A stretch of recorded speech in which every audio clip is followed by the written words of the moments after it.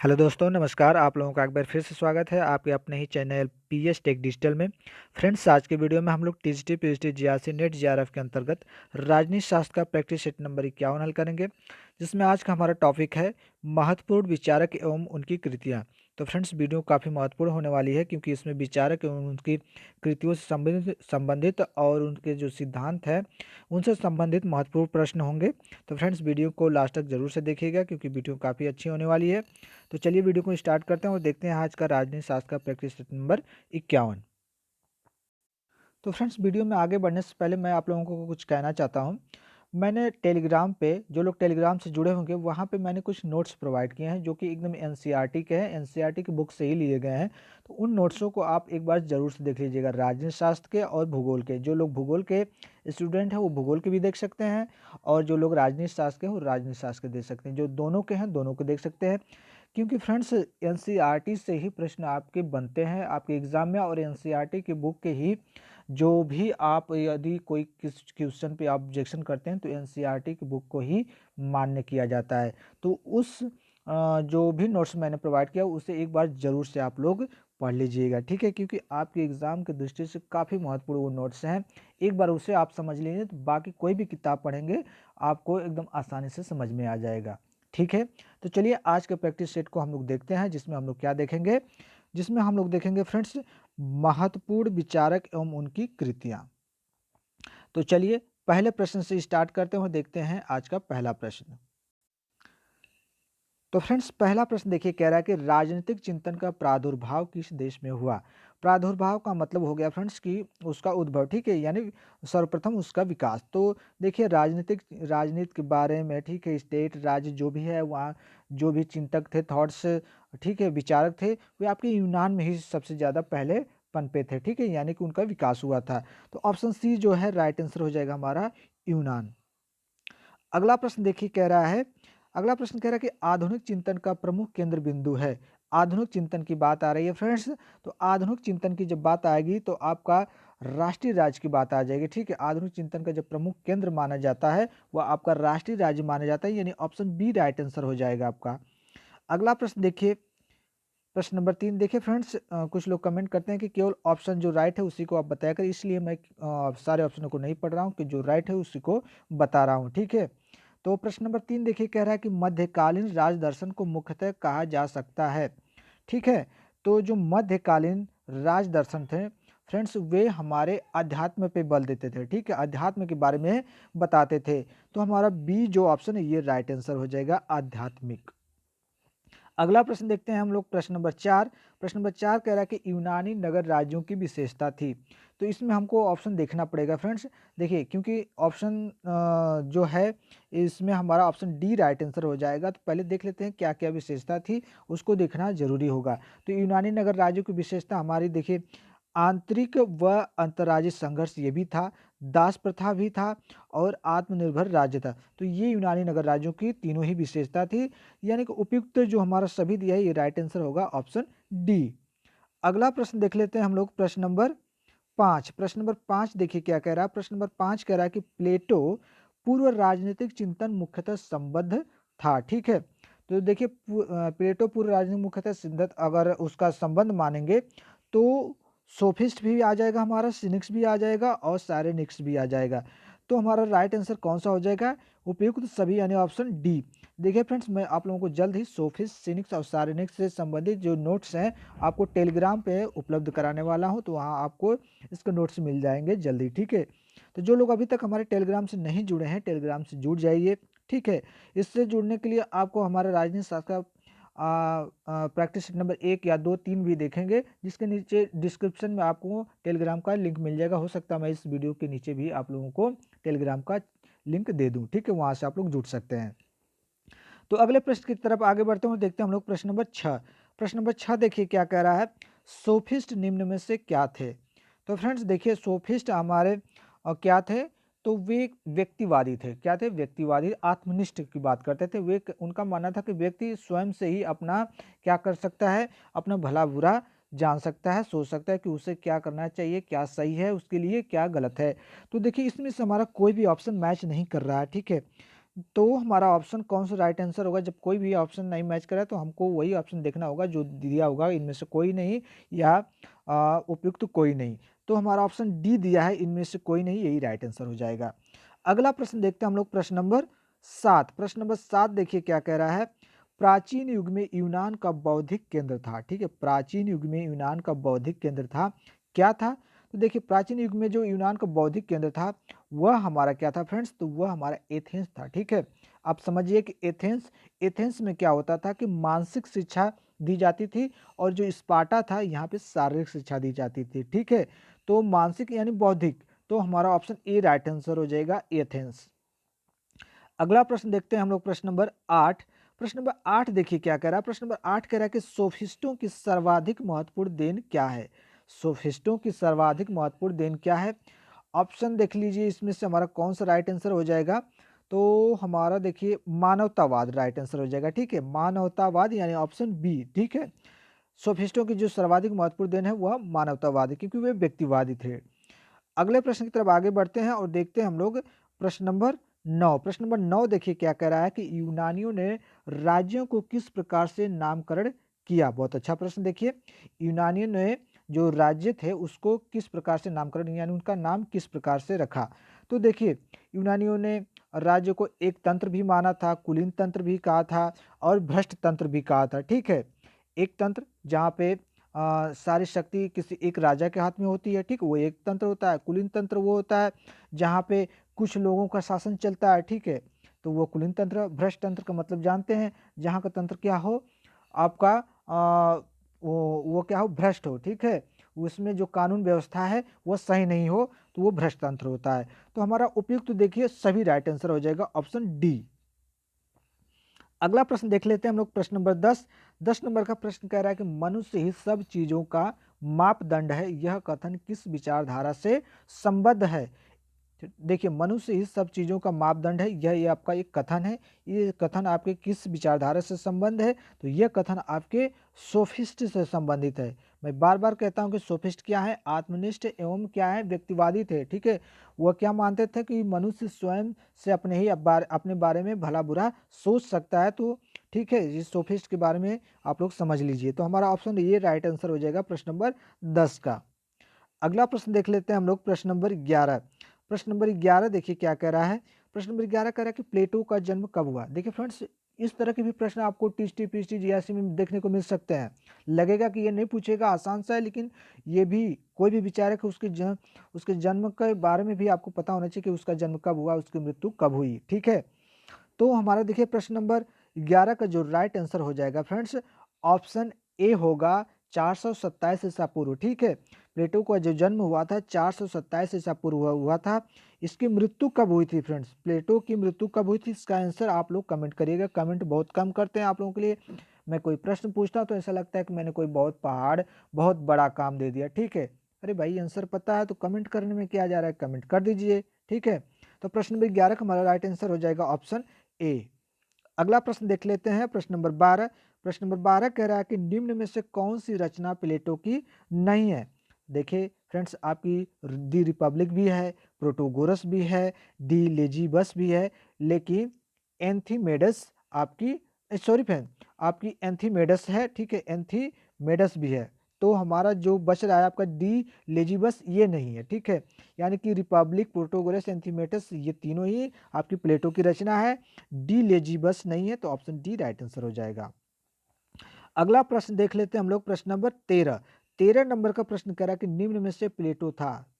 बहुत अच्छा प्रश्न, कंफ्यूजन भरा प्रश्न। निम्न में से प्लेटो क्या था? कवि था, नाटककार था, साहित्यकार था या सभी था? तो फ्रेंड्स प्लेटो वो कवि भी था, नाटककार भी था, साहित्यकार भी था।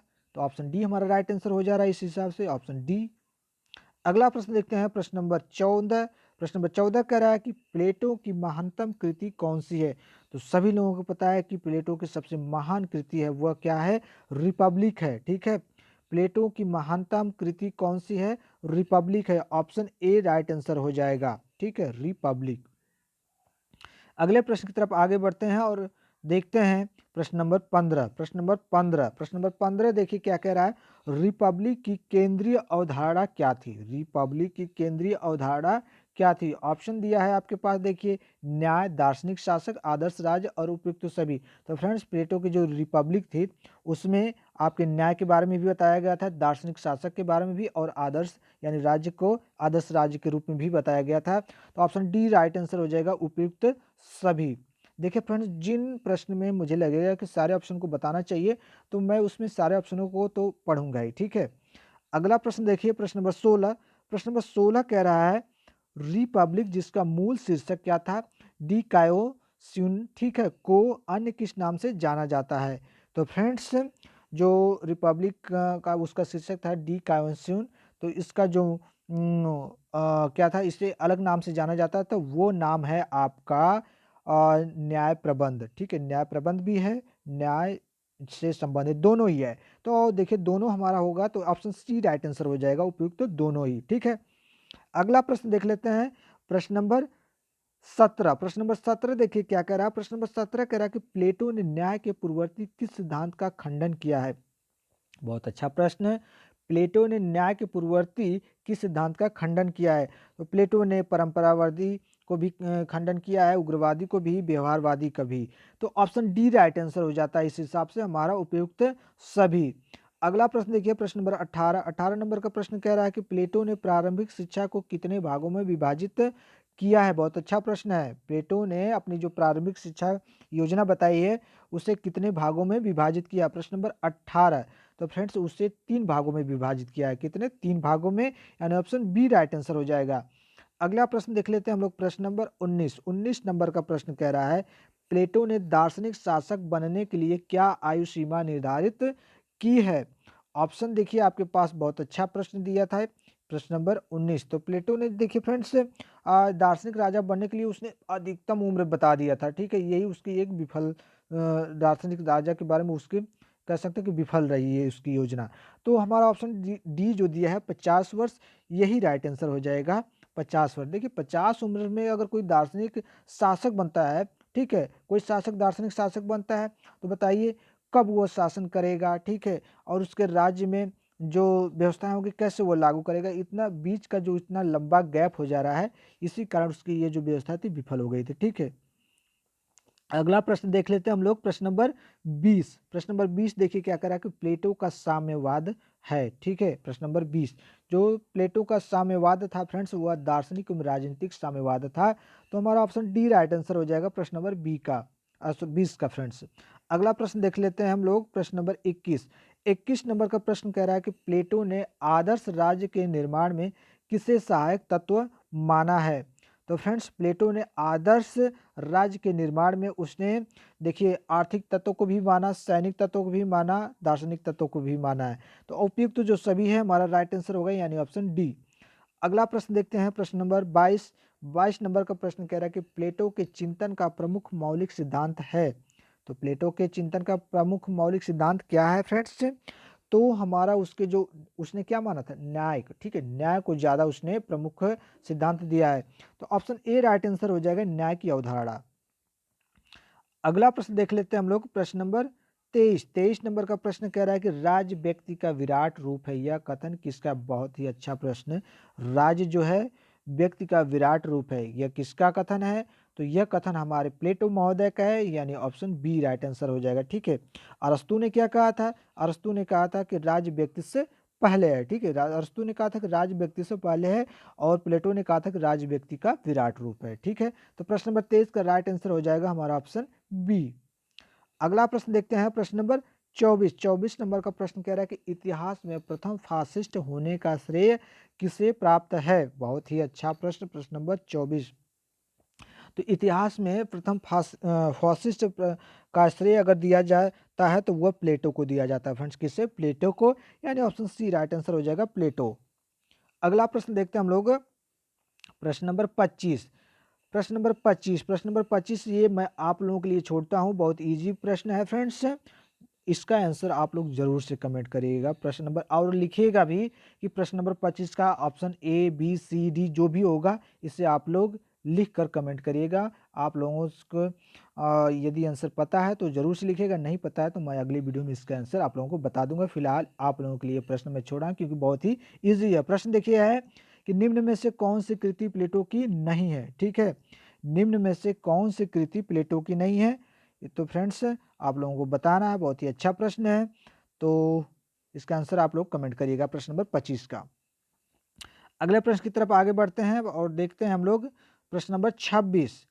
प्रश्न नंबर 26 देखिए क्या कह रहा है। प्रश्न नंबर 26 कह रहा है कि प्लेटो की अंतिम रचना कौन सी है। बहुत ही अच्छा प्रश्न है, तो अंतिम रचना कौन सी है फ्रेंड्स, आप लोग बता सकते हैं मुझे लगता है। तो फ्रेंड्स प्लेटो की जो अंतिम रचना है वो आपकी लॉज है। ठीक है, कौन सी है, लॉज है। तो इसे द लॉज भी लिखा जाता है। तो आपका ऑप्शन जो बी दिया है ये राइट आंसर हो जाएगा, लॉज। अगला प्रश्न देखिए, प्रश्न नंबर 27। प्रश्न नंबर 27 कह रहा है प्लेटो था एक। ठीक है, प्लेटो था एक। प्लेटो क्या था, तो प्लेटो क्या था फ्रेंड्स, तो प्लेटो आपका आदर्शवादी था। ठीक है, सभी लोग जानते हैं, यानी ऑप्शन ए राइट आंसर हो जाएगा, आदर्शवादी। अगला प्रश्न देखिए क्या रहा है कि प्रश्न नंबर 28, अरस्तु का जन्म कहाँ पर हुआ। बहुत ही अच्छा प्रश्न है, अरस्तु का जन्म कहाँ हुआ था। एथेंस को आप लोग मत टिक करिएगा फ्रेंड्स। ठीक है, एथेंस को यदि आपके ऑप्शन में स्टैगिरा दिया है तो कभी भी एथेंस पे मत जाइएगा, आपका स्टैगिरा राइट आंसर हो जाएगा। ठीक है, अगला प्रश्न देखिए, प्रश्न नंबर 29। प्रश्न नंबर 29 कह रहा है कि अरस्तु द्वारा राज्य हेतु प्रयुक्त शब्द है। अरस्तु ने क्या कहा था राज्य को, तो उसने कोनिया कहा था। ठीक है, राज्य को जो कहा था उसने कोनिया, किसने, अरस्तु ने, यानी ऑप्शन सी जो दिया है ये राइट आंसर हो जाएगा, कोनिया। अगला प्रश्न देखते हैं हम लोग, प्रश्न नंबर 30। 30 नंबर का प्रश्न कह रहा है अरस्तु ने मानव मस्तिष्क को कितने भागों में बांटा है। बहुत अच्छा प्रश्न है, अरस्तु ने मानव मस्तिष्क को कितने भागों में बांटा है, तो अरस्तु ने मानव मस्तिष्क को 2 भागों में बांटा है। कितने, 2 भागों में बांटा है, यानी ऑप्शन ए राइट आंसर हो जाएगा, 2। अगला प्रश्न देख लेते हैं, प्रश्न नंबर 31। 31 नंबर का प्रश्न कह रहा है कि जेएस मिल की पुस्तक का नाम है। बहुत अच्छा प्रश्न, जेएस मिल की पुस्तक का नाम है। इन चारों ऑप्शन में से आपको बताना है कि जेएस मिल की पुस्तक का क्या नाम है। तो फ्रेंड्स इन चारों ऑप्शनों में आपका जो दिया है यूटिलिटेरियनिज्म, ये आपके जीएस मिल की पुस्तक है। ठीक है, किसकी है, जीएस मिल की पुस्तक है। कौन सी, यूटिलिटेरियनिज्म। ठीक है, यानी ऑप्शन सी राइट आंसर हो जाएगा प्रश्न नंबर 31 का। अगले प्रश्न की तरफ आगे बढ़ते हैं और देखते हैं हम लोग प्रश्न नंबर 32। प्रश्न नंबर 32 देखिए कह रहा है कार्य विशेषीकरण सिद्धांत के प्रतिपादक थे। तो कार्य जो विशेषीकरण सिद्धांत था फ्रेंड्स, तो इसका जो प्रतिपादक माने जाते हैं वे हमारे प्लेटो महोदय माने जाते हैं। कौन, प्लेटो महोदय माने जाते हैं, यानी ऑप्शन ए राइट आंसर हो जाएगा, प्लेटो। अगले प्रश्न को देख लेते हैं, प्रश्न नंबर 33। 33 नंबर का प्रश्न कह रहा है कि पेरेस्ट्रोइका, ठीक है, पेरेस्ट्रोइका की अवधारणा का श्रेय दिया जाता है। ठीक है, किसको दिया जाता है, तो फ्रेंड्स पेरोस्त्रोइका की अवधारणा का श्रेय आपके मिखाइल गोर्बाचेव को दिया जाता है। किसे, मिखाइल गोर्बाचेव को दिया जाता है, यानी ऑप्शन बी राइट आंसर हो जाएगा। अगला प्रश्न देखते हैं हम लोग, प्रश्न नंबर 34। प्रश्न नंबर 34 कह रहा है निम्न जोड़ों में से कौन सा जोड़ा सही नहीं है। ठीक है, निम्न जोड़ों में से कौन सा जोड़ा सही नहीं है, यानी एक तरफ आपको विचारक दिया है, उनकी अब उसके तरफ दिया है उनसे संबंधित पुस्तक। ठीक है फ्रेंड्स, तो देखिए जो ये दिया है आपका प्लेटो रिपब्लिक, ये तो राइट है। और लॉक जो लेवियाथन दिया है ये हमारा गलत है। मार्क्स दास कैपिटल ये भी राइट है। रूसो सोशल कॉन्ट्रैक्ट ये सही है। देखिए जो लाक लेवियाथन दिया है ये गलत है। ठीक है, लेवियाथन जो है, लेवियाथन हॉब्स की है। ठीक है, किससे, किसकी है, हॉब्स की है फ्रेंड्स, ये आप याद करिएगा, हॉब्स की है। ठीक है, तो हमारा राइट आंसर कौन सा हो जाएगा, जो बी दिया है ये सही नहीं है, यानी ऑप्शन बी राइट आंसर हो जाएगा। ठीक है, ये गलत जोड़ा है। तो अगला प्रश्न देखते हैं हम लोग, प्रश्न नंबर 35। प्रश्न नंबर 35 कह रहा है लॉक, लॉक जो था क्या था। ठीक है, तो लॉक जो था वह एक व्यक्तिवादी था। ठीक है, व्यक्तिवादी विचारक था, यानी ऑप्शन सी राइट आंसर हो जाएगा, व्यक्तिवादी। अगला प्रश्न देखते हैं हम लोग, प्रश्न नंबर 36। प्रश्न नंबर 36 देखिए कह रहा है ग्रीन ने दंड के किस सिद्धांत को प्रतिपादित किया। ठीक है, ग्रीन ने किस सिद्धांत को प्रतिपादित किया था, तो फ्रेंड्स ग्रीन ने आपका जो निवृत्तात्मक सिद्धांत होता है उस सिद्धांत को प्रतिपादित किया था। किसने, ग्रीन ने दंड संबंधी सिद्धांत दिया था। कौन सा, निवृत्तात्मक सिद्धांत, यानी ऑप्शन ए राइट आंसर हो जाएगा। अगला प्रश्न देख लेते हैं, प्रश्न नंबर 37। प्रश्न नंबर 37 कह रहा है द लॉ ऑफ फ्री मोनाक्रीज की रचना की है? किसने की है? तो बहुत अच्छा प्रश्न है। तो the law of free monarchies की रचना जेम्स प्रथम ने की थी, यानी कि ऑप्शन बी राइट आंसर हो जाएगा प्रश्न नंबर 37 का। अगले प्रश्न की तरफ आगे बढ़ते हैं और देख लेते हैं प्रश्न नंबर 39। 39 नंबर का प्रश्न देखिए कह रहा है कि योग्यतम का अस्तित्व नामक सिद्धांत समर्थन किया है। बहुत अच्छा प्रश्न है, योग्यतम का अस्तित्व, ठीक है, ये जो सिद्धांत था इसके इसका समर्थन इन चारों में से किसने किया था? तो इसका जो समर्थन किया था स्पेंसर महोदय ने किया था। ठीक है फ्रेंड्स, किसने? स्पेंसर महोदय ने किया था, यानी ऑप्शन ए राइट आंसर हो जाएगा प्रश्न नंबर 39 का। अगला प्रश्न देखते हैं फ्रेंड्स, और ये हमारा आखिरी प्रश्न है, प्रश्न नंबर 40। प्रश्न नंबर 40 देखिए कह रहा है कि निम्न में से कौन जे.एस. मिल की पुस्तक का शीर्षक है? बहुत ही अच्छा प्रश्न है। निम्न में से कौन जे.एस. मिल की पुस्तक का शीर्षक है? तो ऑप्शन आपके पास देखिए 4 हैं, इसमें मैं पढ़ देता हूँ। For liberty, on liberty, essays on liberty या थ्योरी ऑफ लिबर्टी। देखिए मिलता जुलता ऑप्शन था, इसलिए मुझे इसको पढ़ना पड़ा। तो इसका जो राइट आंसर होगा फ्रेंड्स हमारा बी होगा, ऑन लिबर्टी। ठीक है, ये जे.एस. मिल की पुस्तक का शीर्षक था ऑन लिबर्टी, यानी ऑप्शन बी राइट आंसर हो जाएगा प्रश्न नंबर 40 का। तो फ्रेंड्स वीडियो कैसी लगी? वीडियो अगर अच्छी लगी हो तो एक लाइक कर दीजिएगा। बाकी अपने दोस्तों को मैं एक बार फिर से कहूँगा, अपने ग्रुप में अपने दोस्तों को या किसी भी को जो TST PST GRC net JRF की तैयारी कर रहे हो पॉलिटिकल साइंस से, उन्हें एक बार आप ये वीडियो ज़रूर से शेयर करिएगा, ताकि उन्हें भी कुछ इसमें नया प्रश्न देखने को मिल जाए। ठीक है फ्रेंड्स, तो जो मैंने प्रश्न पूछा था फ्रेंड्स उसका आंसर आप लोग कमेंट करिएगा। ठीक है, तो इस वीडियो में बस इतना ही। अगले वीडियो के लिए तब तक हम लोग वेट करते हैं। थैंक यू, धन्यवाद।